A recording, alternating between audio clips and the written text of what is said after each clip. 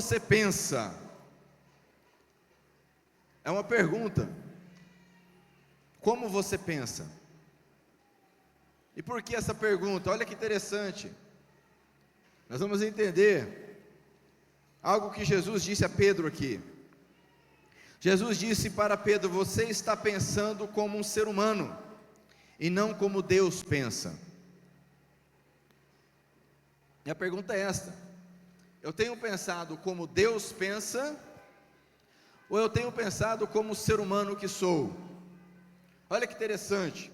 Jesus estava então começando uma etapa muito importante no seu ministério, e trouxe esta revelação para os seus discípulos.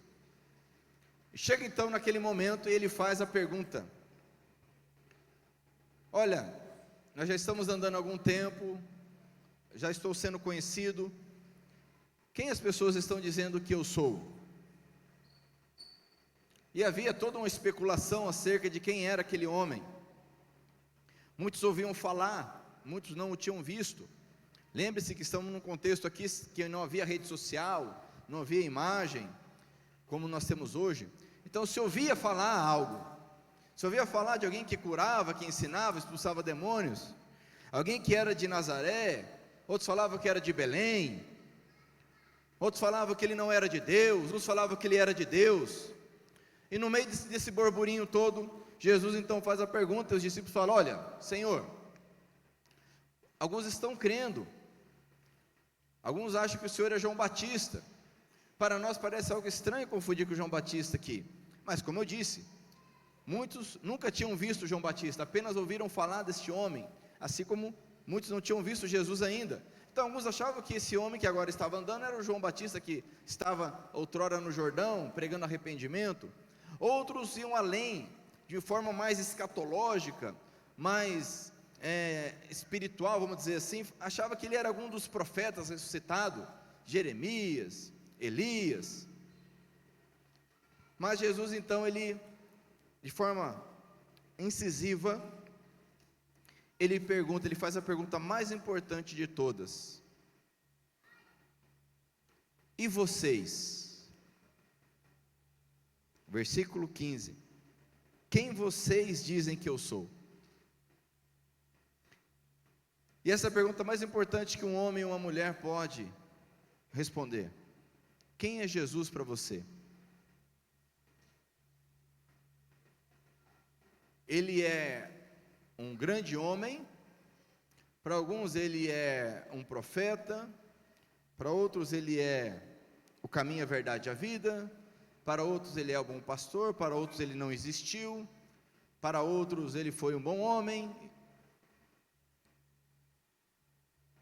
E ele pergunta para os seus discípulos: quem vocês dizem que eu sou? Será que ele era mais um rabino, mais um mestre da lei? E a resposta, meu irmão, minha irmã, é interessante, porque só existe uma resposta para essa pergunta. Não existem duas respostas corretas, só uma. E perceba que esta resposta correta, ela só é possível mediante a ação do Espírito de Deus na vida do homem, na vida da mulher. Por mais que não tenhamos conhecimento, compreensão e informação, somente a obra do Espírito Santo pode, no meu coração, trazer a convicção correta.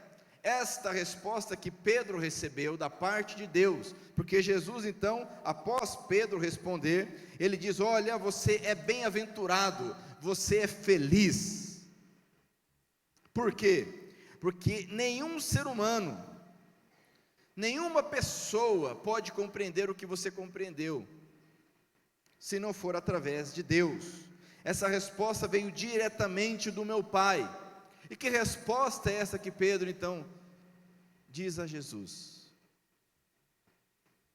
Ele diz: tu és o Messias, tu és o Cristo, tu és o Filho de Deus. Mas o que isso quer dizer? Talvez para você isso não quer dizer muita coisa, porque você já ouviu esses títulos. Você já ouviu que Jesus é o Filho de Deus, que Ele é o Cristo, que Ele é o Messias? Mas Pedro, ele tem essa revelação: o Senhor é o Messias, o Filho do Deus vivo. E sabe o que isso significa? Que aquele homem que estava diante de Pedro era o próprio Deus enviado, porque Messias significa ungido, Filho de Deus significa Deus. Ele era a resposta de todas as profecias, de toda a palavra ministrada, direcionada desde Moisés, passando pelos profetas, passando pelos salmos. Ele era a resposta, Ele é a salvação, Ele é a mão de Deus. Por isso que Jesus disse: Pedro, você é muito feliz, você é bem-aventurado, porque quando você entender isto, teremos a vida transformada. Enquanto Jesus foi apenas aquele que começou uma nova religião, eu já te adianto que Jesus não começou nenhuma religião. Enquanto nós entendemos que Jesus é alguém a quem nós cantamos, isso não muda nada na nossa vida. Mas quando nós entendemos que Ele é o Cristo, o Senhor, o Filho de Deus, ou seja, Ele é aquele que salva, transforma, Ele é a resposta, é sobre Ele que Isaías profetizou, é sobre Ele que Jeremias profetizou, é sobre Ele que Moisés falou. Aí eu lhe pergunto: quem é Jesus para você?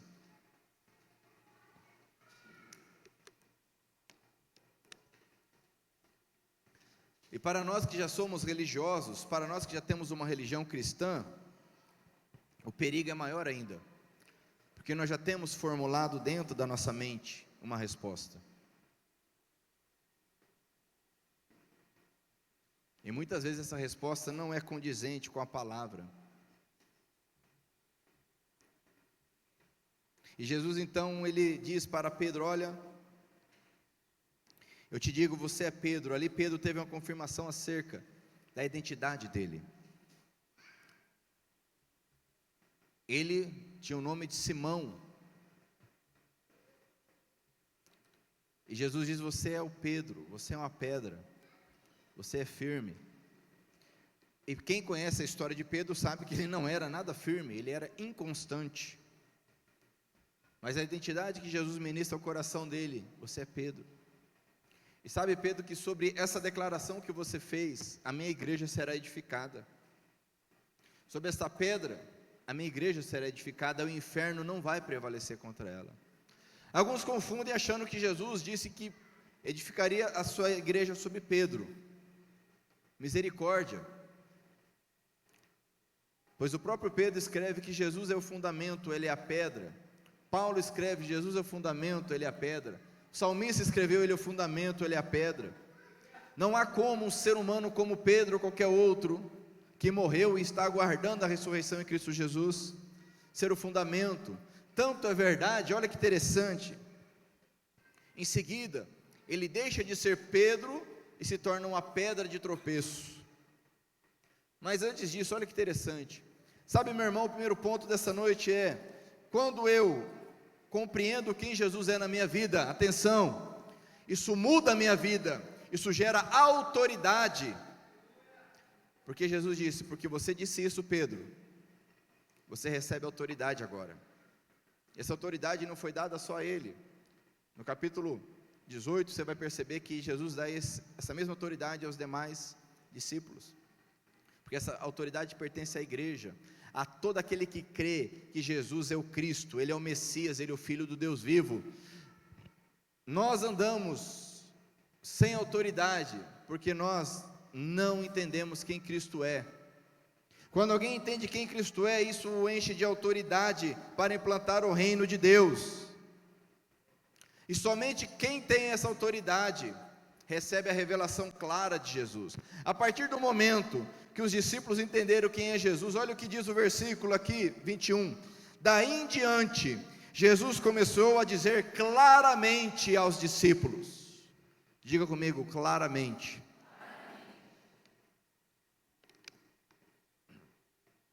Sabe, amados, que muitas vezes não entendemos o que Jesus fala, ou o Senhor ainda não nos revela coisas grandiosas, porque nós ainda não o reconhecemos como nosso Senhor e Salvador de verdade.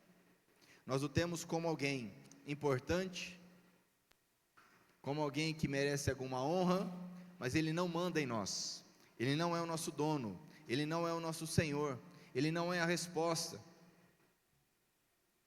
E com esses, o Senhor Jesus não tem compromisso algum. Mas a partir do momento que alguém entrega a sua vida de fato ao Senhor, Jesus começa então a dizer claramente àqueles homens. E Ele explica: olha, eu vou morrer, mas vou ressuscitar ao terceiro dia. E o que isso quer dizer?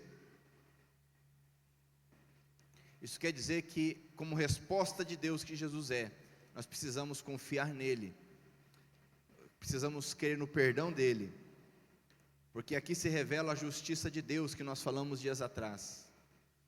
Não é pelos meus feitos, não é pelas minhas virtudes, pelo meu conhecimento, pela minha capacidade, mas é pela morte dele na cruz, em meu lugar, que eu tenho acesso ao Pai. E quando Jesus começa a ministrar isso claramente ao nosso coração, e nós aceitamos, a autoridade, o reino de Deus começa a se manifestar em nossas vidas, e a nos transformar. Mas presta atenção nisso, porque a nossa carne, a nossa vontade, o nosso desejo,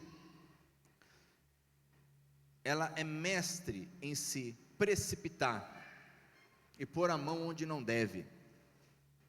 Jesus começa a dizer: olha, eu serei entregue, eu serei morto, ressuscitarei ao terceiro dia. E sabe o que Pedro então diz a Jesus? Ele, em boa linguagem de crente, ele diz: misericórdia, Senhor, porque é o que ele diz. Misericórdia, Senhor. Porque hoje existe o crentez, né? É o misericórdia, o aleluia, o glória a Deus. Pedro nem sequer reflete no que Jesus estava dizendo. Ele diz simplesmente: não, Senhor, que Deus não permita, isso nunca vai acontecer com o Senhor. Agora eu lhe pergunto: se Jesus nunca tivesse morrido na cruz em nosso lugar, onde nós estaríamos? Você percebe como que a nossa vontade, ela é totalmente incompatível com a revelação, com a vontade do Senhor? Agora eu lhe pergunto: Pedro, ele tinha alguma má intenção quando ele falou isso? O que você acha? Quem acredita que Pedro tinha boa intenção quando ele disse isso para Jesus? Levante a mão, por favor. Só que, como diz alguém, de boa intenção o inferno está? Misericórdia, Senhor, isso nunca vai acontecer. Olha que lindo. Eu imagino os discípulos vendo isso, né? Pedro já tinha dado uma acertada agora há pouco, não é verdade? Foi elogiado. Agora os discípulos ouvindo falar isso, falaram: rapaz, Pedro, hoje ele está gastando, hein? Hoje ele está bem. Acordou inspirado. Esse orou hoje antes de sair de casa. Sabe, amados, se nós não nos permitirmos ser guiados pelo Espírito Santo de Deus, nós nunca vamos entender a justiça de Deus. Relembrando a ministração de dias atrás, lá em Romanos capítulo 10, Paulo diz que o desejo dele é que o seu povo, Israel, fosse salvo, mas eles, apesar do zelo, apesar do cuidado para com as coisas de Deus, eles não entenderam a justiça de Deus, que é Jesus Cristo entregue em nosso lugar, é Jesus Cristo sendo o Senhor da nossa vida. E muitos de nós continuamos da mesma forma, cheio de zelo, cheio de cuidado, mas sem entender o que é a justiça de Deus. Se eu não permitir a ação do Espírito Santo, eu nunca vou viver dessa forma. Olha o que Jesus diz a Pedro: saia, versículo 23, saia da minha frente, Satanás, você é como uma pedra no meu caminho. Olha só, deixou de ser a pedra, o Pedro, para poucos versículos depois se tornar uma pedra no caminho. Meu irmão, Fala para quem está perto de você, diga assim: não seja uma pedra no meio do caminho. Quantos de nós nos tornamos pedra no meio do caminho dos outros?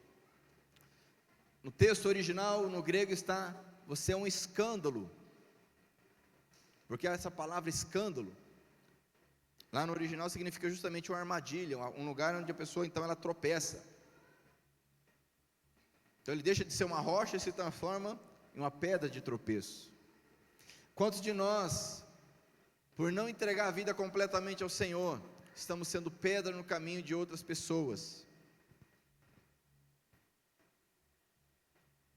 E esta é a obra de Satanás. Por isso que Jesus diz: saia da minha frente, Satanás. E aqui é o cerne da mensagem. Você não está pensando como Deus, mas está pensando como um ser humano. E a pergunta é: você tem pensado como Deus ou pensado como um ser humano? E como que eu consigo pensar como Deus? Mediante a ação do Espírito Santo de Deus. Fala para o teu irmão: deixa o Espírito Santo transformar a tua mente. Nós ficamos pensando como seres humanos. Nós pensamos: olha, se eu fizer assim vai dar certo, se eu orar assim vai acontecer, se eu fizer tal coisa vai acontecer, se eu deixar de fazer tal coisa vai funcionar. Estamos pensando como seres humanos e não como Deus pensa. Olha que interessante, Paulo, talvez maior referência na Bíblia, de estratégia, de conhecimento, de capacidade, pregando o Evangelho às nações. Ele era um homem astuto, um homem sábio, andava com Barnabé, com Silas, não andava sozinho. Sabe por que Paulo não andava sozinho? Com Barnabé, ele andava com Silas, com Marcos, Timóteo. Sabe por quê? Sabe por quê, Ederson? Por que Paulo não andava sozinho? Por que, Juliano? Porque alguém tinha que cozinhar, sim ou não? Alguém tinha que carregar bagagem, sim ou não? Amados, era missão. Eles viajavam juntos. A gente quer espiritualizar a coisa, né? Vamos ser prático. Um carregava, outro cozinhava, outro comprava, e juntos faziam a obra do Senhor. Um homem estratégico. Mas olha só, a Bíblia diz que certa vez Paulo, ele fez intenção de ir pregar o Evangelho em determinado lugar. E o Espírito de Jesus disse para ele: você não vai pregar lá agora. Ué, como assim, Jesus? Não vou pregar? Estava tudo no papel certinho: eu vou em tal lugar, depois eu vou em tal lugar. Paulo era estratégico. Ele pregou ele viajou durante 12 anos. Sabia disso? Ele chegou na Europa com o Evangelho. Desses 12 anos, ele ficou 3 anos na cidade de Corinto, que era um grande, importantíssimo centro. Mais 2 anos ele ficou em Éfeso, que era outra cidade gigantesca. Era um homem estratégico, não dava tiro à toa não. Mas chega uma hora, amados, que a gente começa então a agir conforme a nossa forma de pensar. E Jesus puxa a rédea e fala: não é isso que eu quero agora. Mas quantas vezes a gente pensa: não, Senhor, vai dar certo. A gente prega para Deus: não, Deus, fica tranquilo, vai dar certo. A gente quer insistir com o Senhor.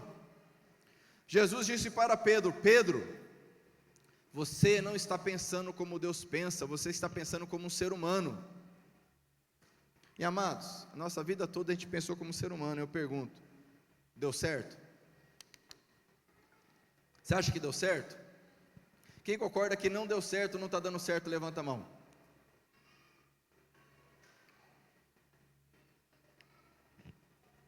Terceiro ponto aqui: pensar como ser humano impede a obra do Senhor. Vou dizer de novo: pensar como ser humano impede a obra do Senhor. Você já imaginou se Jesus dá ouvido a Pedro? Senhor, isso jamais vai acontecer. Jesus fala: amém, então vou acender os céus agora, e aí vocês ficam aí, vê o que vocês fazem. Por que a obra do Senhor não está acontecendo na minha vida? Porque eu tenho pensado como ser humano, eu raciocino, eu faço planos.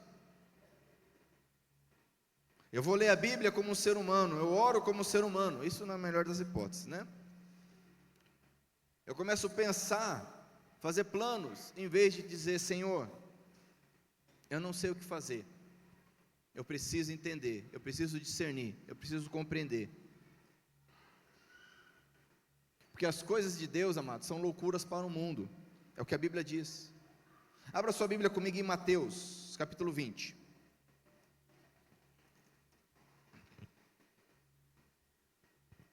Versículo 1.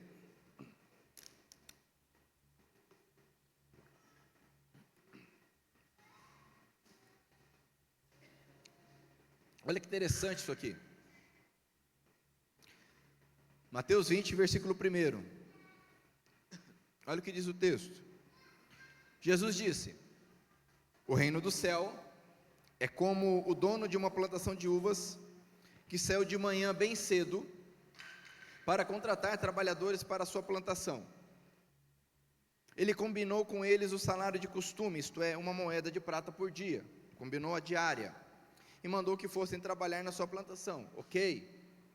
Às 9 horas, saiu outra vez, foi até a praça do mercado e viu ali alguns homens que não estavam fazendo nada. Então disse: vão vocês também trabalhar na minha plantação de uvas, e eu pagarei o que for justo. E eles foram. Ao meio-dia, diga comigo, meio-dia. Olha só, e às 3 horas da tarde, diga 3 horas da tarde, quando ele voltou à praça, o dono da plantação fez a mesma coisa com outros trabalhadores. 6, eram quase 5 horas da tarde, quando ele voltou à praça, viu outros homens que ainda estavam ali e perguntou: por que vocês estão o dia todo aqui sem fazer nada? É porque ninguém nos contratou, responderam eles. Então ele disse: vão vocês também trabalhar na minha plantação. Amém? No fim do dia, ele disse ao administrador: chame os trabalhadores e faça o pagamento, começando com os que foram contratados por último, e terminando pelos primeiros. Os homens que começaram a trabalhar às 5 horas da tarde, ora amados, trabalharam o que? 1 hora, 1h30, certo? Começaram às 5 horas da tarde, sim ou não? Então trabalharam ali 1h30, vamos por aí, exagerar, por 2 horas. No contexto de não haver energia, luz, né, energia elétrica, trabalharam aí 1h30, 2 horas. Os homens que começaram a trabalhar às 5 horas da tarde receberam quanto? 1 moeda de prata, receberam a diária cheia. Então os primeiros que tinham sido contratados, olha só, o que eles fizeram? O que eles fizeram? Pensaram. Tem um ditado que diz, né, de muito pensar. O que aconteceu com o burro? O que aconteceu com o burro? Morreu. Nunca ouviram esse ditado? Não? De tanto pensar, morreu um burro. Eles pensaram. Na verdade, eles tiveram aqui uma suposição. O texto, a palavra correta aqui é uma suposição. Quantos de nós estamos supondo as coisas? Nós achamos, sabe, eu acho. A gente ouve a palavra, a gente lê a palavra, mas diz assim: ah, mas eu acho que não é bem assim. Ah, mas eu acho que é diferente. Eles pensaram como um ser humano pensa. Ora, peraí, o camarada chegou aqui, acabou de chegar, nem suou, recebeu a diária inteira. Eu estou aqui desde as 5 da manhã. Rapaz, é hoje. É hoje, já começou, né? Como nós fazemos? Já começa até a fazer conta com o que vai fazer com o dinheiro. Porque a gente que não sabe administrar é assim: nem tem dinheiro, já está gastando dinheiro, sim ou não? Quem comete esse pecado aí? Levanta a mão. Nem tem dinheiro, né? Vai receber, o 13º já foi, nem chegou, já gastou. Isso é má administração, isso é pecado. Se você fizer o curso de finanças, você vai aprender isso é pecado. Tem gente que já gastou o que vai ganhar em janeiro. Então eles já começaram até a fazer conta com o que vai gastar, com o que iria ganhar, acharam que iria ganhar. Fala para o teu irmão, não pense como uma pessoa comum.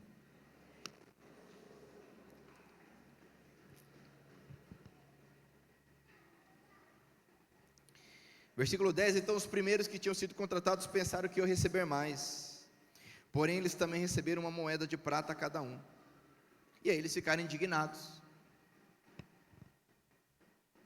foram reclamar, foram resmungar. Quantos de nós estamos reclamando com Deus, amados? Estamos resmungando com o Senhor. Sabe que nós podemos, e devemos em oração sincera, questionar a Deus, como por exemplo o profeta Abacuque faz, Jeremias fez, mas nós não somos sinceros com Deus, nós só resmungamos, reclamamos, somos incrédulos, porque nós estamos raciocinando como todo ser humano raciocina, em vez de permitir que o Espírito Santo transforme o nosso entendimento e nos dê sabedoria. Jesus disse para os seus: olha, não se preocupe quando vocês estiverem diante dos tribunais, porque não serão vocês quem vão falar, mas é o Espírito Santo que vai falar através da vida de vocês.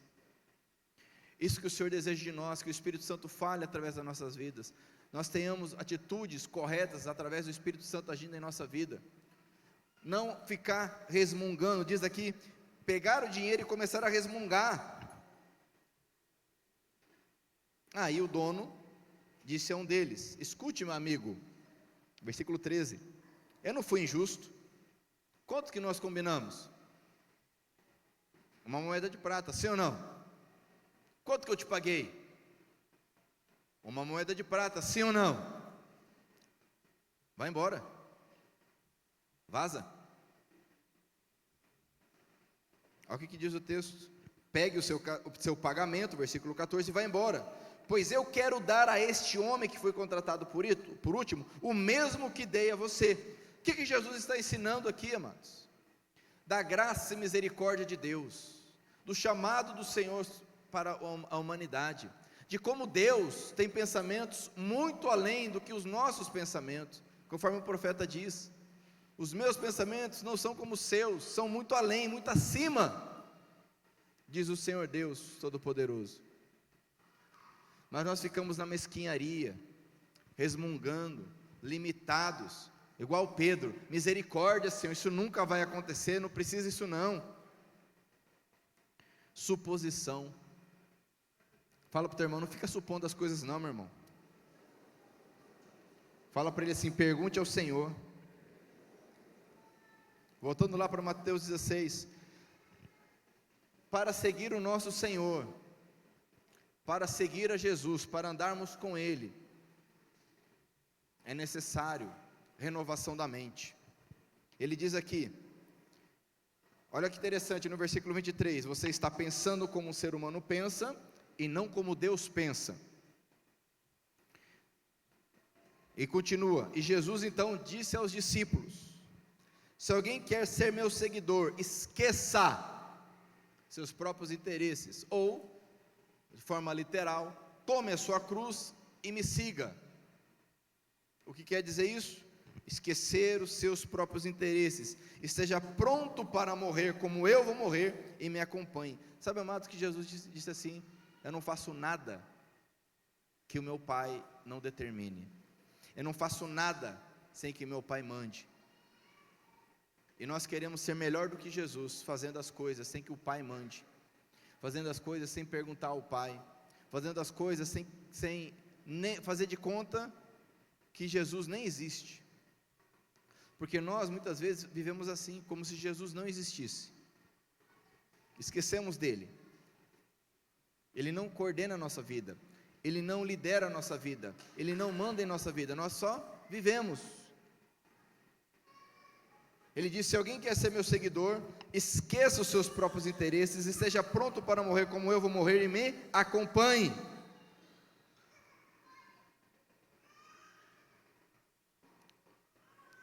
Pois quem põe os seus próprios interesses em primeiro lugar, nunca, diga nunca, terá a vida verdadeira, mas quem esquece a si mesmo por minha causa, terá a vida verdadeira. Olha que pergunta, versículo 26, o que adianta alguém ganhar o mundo inteiro, mas perder a vida verdadeira? Não há nada que poderá pagar para ter de volta a vida. que adianta, amados? Porque o homem, ele raciocina desde a queda em como conquistar o mundo, em como conquistar as coisas, conquistar as pessoas. Mas Jesus quer nos ensinar a vida verdadeira. Mas só é possível se se você, se nós abrirmos mão do nosso próprio interesse. Porque o ser humano, por natureza, é normal, é o instinto, ele pensa em si. Nós pensamos em nós ou nos nossos. Vamos cuidar dos nossos. Mas Jesus diz: ame os seus inimigos, perdoe, sirvam uns aos outros, cada um carregue o fardo do outro. São os ensinos do nosso Senhor Jesus. Mas a nossa maneira humana de pensar não permite que façamos isto. Nós já questionamos: mas como assim? Quando Jesus fala para amar o próximo, mas quem que é o próximo? Amar o inimigo, mas como assim? E se acontecer tal coisa? E se não sei o quê? Somos nós pensando como seres humanos e não como Deus pensa. Por isso que não está dando certo. Abra sua Bíblia comigo, lá em Romanos capítulo 12.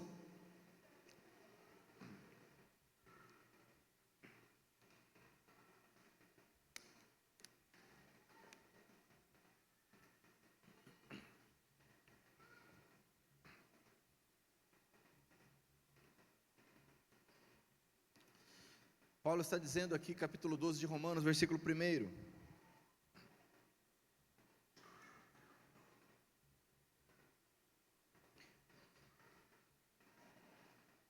Portanto, meus irmãos, olha só, portanto, meus irmãos, por causa da grande misericórdia divina,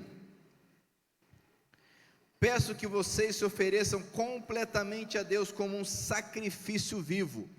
Olha só, amados, isso é por causa da grande misericórdia, é um privilégio. Não está falando, olha, por causa da grande ira de Deus. É por causa da grande misericórdia de Deus, peço que vocês se ofereçam completamente a Deus, como um sacrifício vivo, dedicado ao seu serviço e agradável a Ele. Esta é a verdadeira adoração que vocês devem oferecer a Deus. Olha só, a verdadeira adoração não tem a ver com templos, com música, com coral, com boas mensagens, com boas transmissões pela internet. A verdadeira adoração a Deus não tem a ver com liturgias, tem a ver com a entrega a Deus completamente. Amém? Quem está entendendo, diga amém. Não vivam, versículo 2, não vivam como vivem as pessoas deste mundo. Olha só, Jesus diz que Pedro estava pensando como as pessoas deste mundo. Agora Paulo vai escrever para nós dizendo: não vivam como vivem as pessoas deste mundo, mas permitam, deixem que Deus os transforme por meio de uma completa mudança da mente de vocês. Amém? Como você pensa, meu irmão? Como você tem pensado? É mediante a completa mudança da mente. Assim vocês conhecerão a vontade de Deus. Isto é, olha só, aquilo que é bom, diga comigo, bom, perfeito e agradável a Ele. Lá em Romanos capítulo 10, versículo 9 e 10 diz: se alguém confessar com a sua boca, Jesus é o Senhor, ou seja, Ele é meu dono, Ele é meu proprietário, e crer no coração que Deus o ressuscitou dentre os mortos, será salvo. Isso é que salva o homem, isso é que salva a mulher, uma entrega, uma compreensão. Paulo está dizendo: permita que Deus, porque Deus não vai mudar a mente de ninguém que não permita. Permita que Deus transforme completamente a sua mente. Isso não é uma brincadeira, isso é muito sério.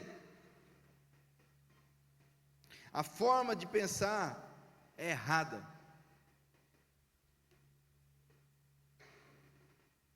E volto a dizer, Pedro estava agindo por amor a Jesus. Sim ou não?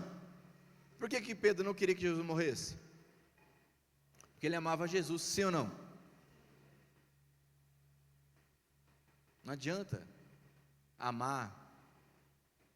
Aliás, nós confundimos, né? Porque por influência aí ocidental, nós temos a ideia que amor é algo que é sentimento. O amor envolve todo um contexto sentimental.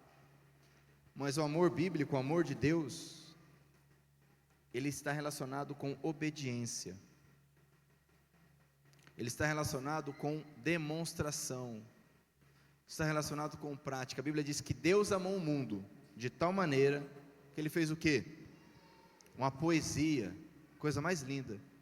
Foi isso que Deus fez? Deus amou o mundo de tal maneira, o que Ele fez? Uma canção linda. Quando a gente ouve, a gente chora. Deus amou o mundo de tal maneira, sabe o que Deus fez? O que Ele fez, amados? Fez um filme, né? Romântico. Ele deu o seu próprio filho. Ele se entregou. Não queira romantizar. Mas eu amo Deus, Deus conhece o meu coração. Isso é conversa de cardiologista, meu irmão. Se não há fruto, não há obediência, não há amor. Jesus falou: se vocês me amam, vocês obedecem os meus mandamentos. Isso passa por uma renovação da nossa mente. É simples, é difícil, porém é simples. Paulo diz, uma mudança completa. Quem quer conhecer a vontade boa, agradável e perfeita de Deus? Aqui, levanta a mão. Mas para isso a minha mente precisa ser renovada, meus irmãos.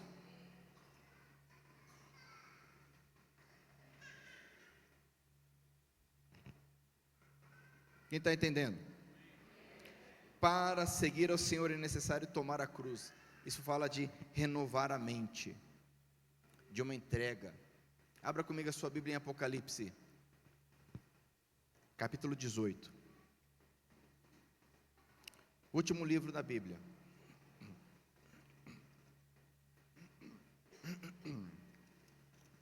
Apocalipse. A palavra Apocalipse significa revelação. Não tem nada a ver com o fim do mundo ou alguma coisa assim. A palavra Apocalipse significa revelação. A palavra grega. Então até que o versículo 1 vai dizer que nesses livros são escritas as palavras do Senhor Jesus, que Ele revelou ao teu servo João. E nessa revelação de coisas que estavam acontecendo, de coisas que irão acontecer, lá no capítulo 18, João tem uma visão sobre o fim do sistema desse mundo. O sistema desse mundo é representado ali pela Babilônia, que era uma nação ímpia, representada ali por uma mulher, uma prostituta, uma meretriz, que era seguida pelos homens mais poderosos da terra, e ela estava embriagada pelo sangue dos santos, bebia do cálice de imundo, e tem todo um simbolismo aqui, não vou entrar nisso hoje, mas ela cai. O sistema desse mundo ele vai cair, ele vai acabar. Isso tão certo quanto o ar que eu respiro, porque a Bíblia diz.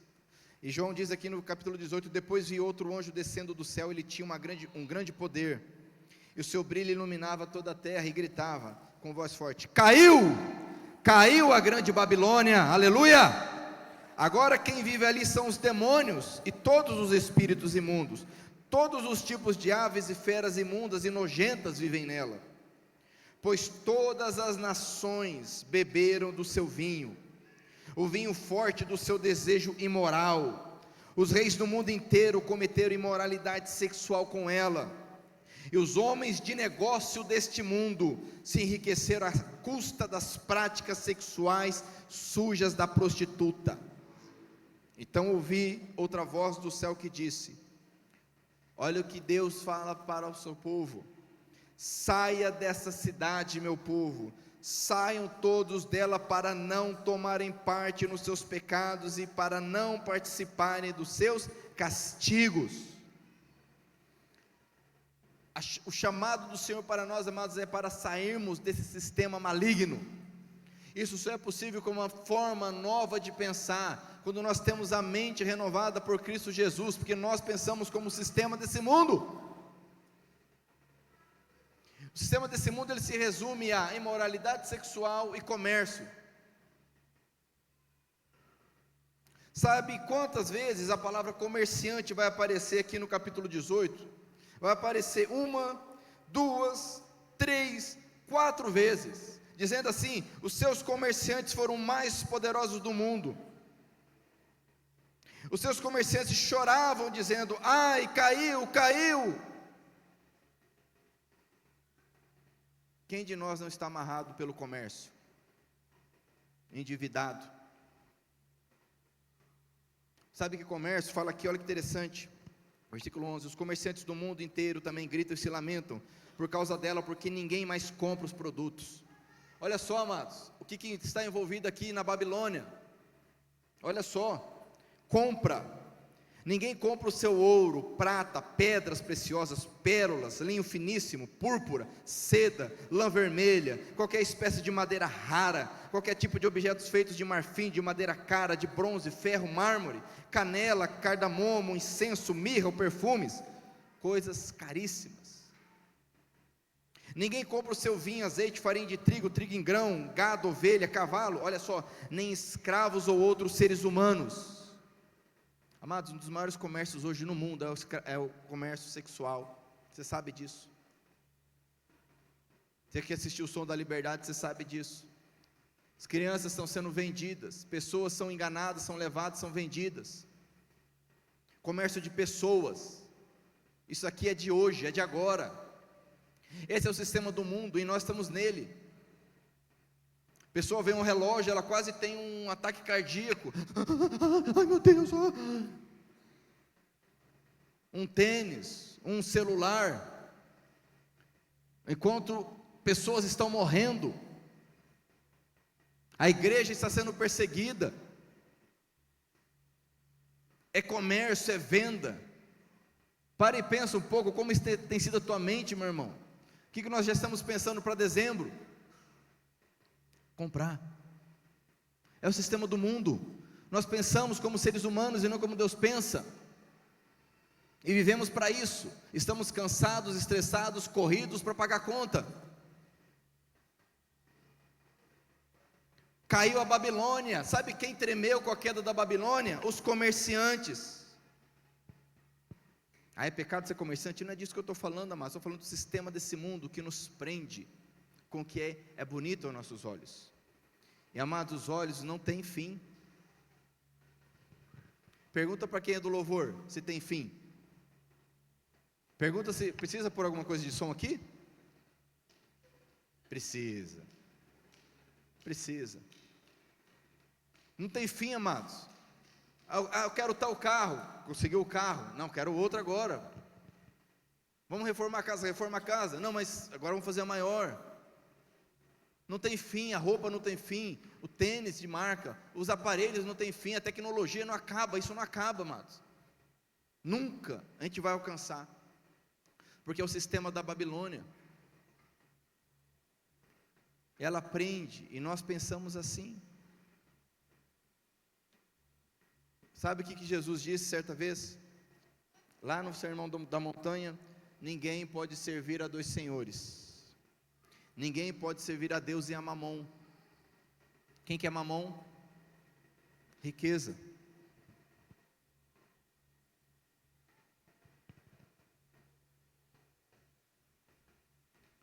Contentamento é a palavra do Senhor para nós. Como você pensa? Como tem estado o teu coração? Quantas pessoas estão magoadas, depressivas, porque não tem algo, porque não tem alguma coisa.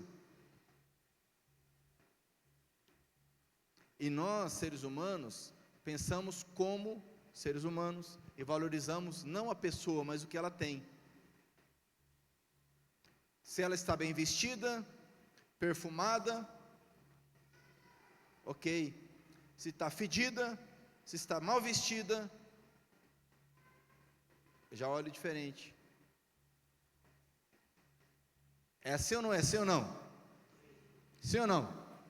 É assim. É a forma como o mundo pensa. A forma desse mundo, é um engano, é a mentira. Fora a imoralidade sexual. Não vamos entrar nesse ponto hoje. Meu irmão, em nome de Jesus, minha irmã, em nome de Jesus, que você não seja levado a impedir a obra do Senhor na tua vida, porque o Espírito Santo não está tendo permissão de transformar a sua mente, a sua forma de pensar. O Senhor tem para nós paz, alegria e justiça, que é o reino de Deus. Amém? Quem está entendendo isso? Vivemos num país sem guerra, vivemos num país, vamos pegar nosso estado, Mato Grosso do Sul, um estado sem calamidades.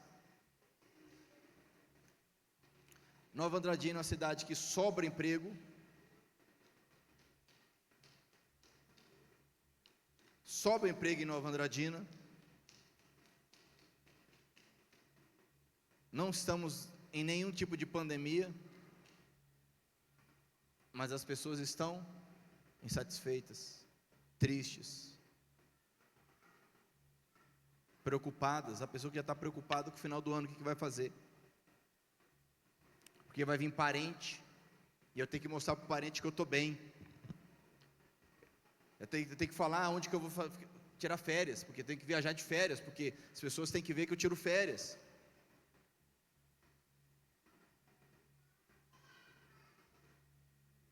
Seja livre, fala para o teu irmão assim: seja livre, meu irmão. Seja livre em Cristo Jesus. Renovação da mente, da forma de pensar. Abra comigo a sua Bíblia lá em Provérbios capítulo 3. Eu vou encerrar com isso. Provérbios capítulo 3.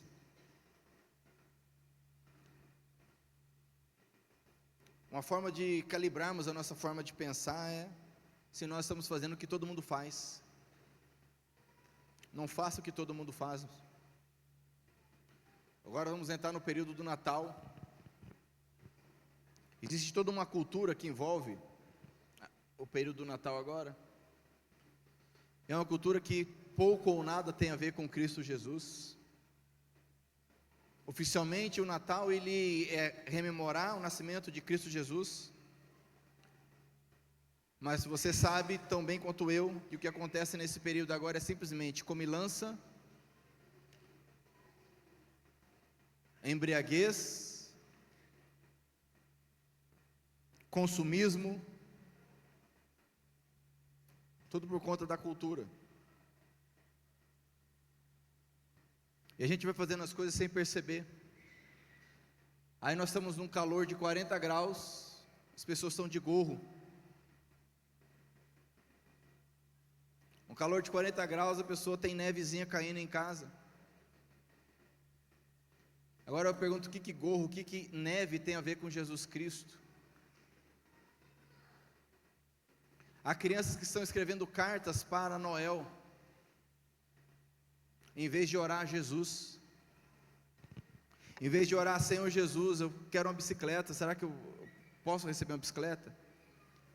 Não, já aprendi a barganhar desde cedo, eu me comportei, Noel, então eu mereço.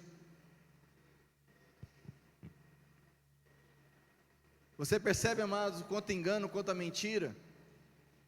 Ah não, mas não tem nada a ver, é tradição. Mas o que eu tenho a ver com tradição? O que você tem a ver com tradição, meu irmão? Jesus, quando veio, ele virou a mesa, ele acabou com a tradição.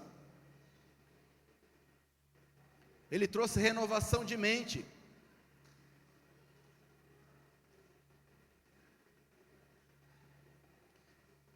Quer desfrutar do Natal esse final de ano?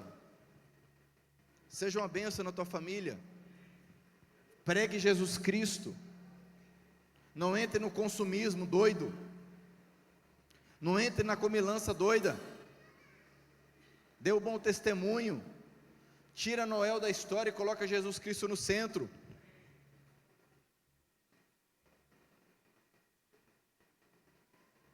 É fato que Jesus não nasceu no dia 25 de dezembro. A Bíblia nos mostra isso. A Bíblia diz que quando Jesus nasceu, os pastores estavam no campo. Você sabe essa história, sim ou não? Os pastores estavam no campo, sim ou não? É o que a Bíblia diz. Agora é inverno lá no hemisfério norte, lá onde Jesus nasceu. Cai neve lá. Os pastores não ficam no campo no inverno.